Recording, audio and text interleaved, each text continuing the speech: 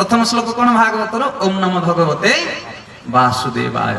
मु भगवान श्रीकृष्ण चरण में शरण जाऊँगी कारण छड़ा जगत कहीं नाहांती।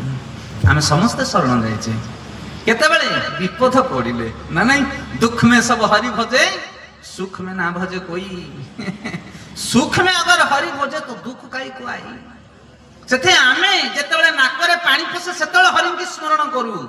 ता पूर्व हरि मन पड़ती ना। मो पुअर बाहागर डीजे बाजिबो छेली कटा हबो पुओ बाहाउची मोर की हरि किए कोठी हरि बोलो।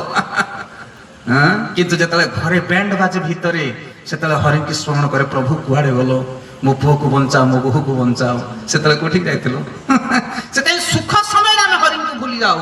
जेतेबेले विपद घनी आसे सेतेबेले हरि चिंता आमे करू। किंतु भागवत हमको कौन शिक्षा दिए ना ओम नमो भगवते वासुदेवाय। मु से वासुदेव चरण में शरण जाऊँगी छड़ा जगत मोर कहीं ना।